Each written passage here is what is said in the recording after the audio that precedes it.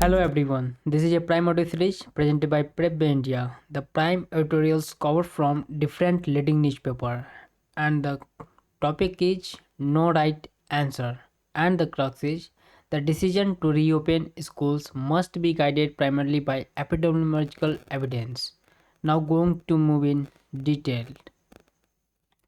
The course of the COVID-19 pandemic remains far from predictable, posing for the central government the dilemma of salvaging part of the school's academic year while avoiding a fresh wave of infections. The school reopening questions has not been resolved satisfactorily in the other parts of the world, and the measures by many countries have been experimental, yet policymakers are aware of several impacts to the education process and the losses to students.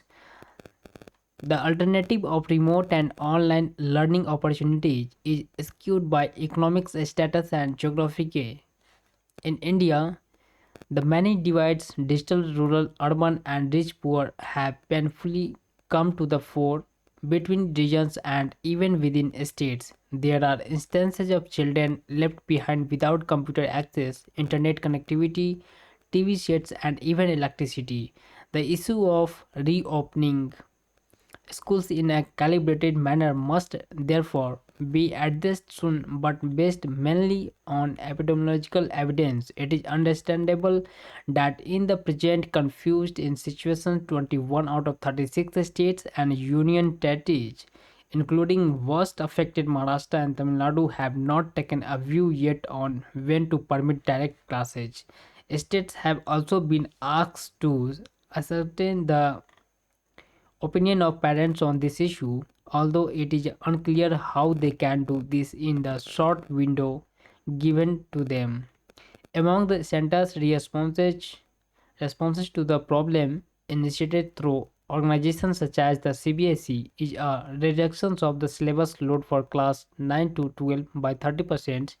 Although this ostensibly supportive decision has become controversial for its choice of topics for removal, democratic rights, federalism, citizenship, and secularism, to name a few. There is a discernible trend of diminishing basic rights as a necessary sacrifice to fight the pandemic, but improvising the syllabus on these topics can only stunt social development. Such decisions should be vetted by academic experts and not imposed by bureaucratic fate. More fundamentally, if lessons are to be drawn from around the world on a back to school plan, a just released large scale study from South Korea would be useful. Research findings from that country, which worked hard to contain the pandemic early, so that older children between 10 and 19 transmit the virus as much as adults do.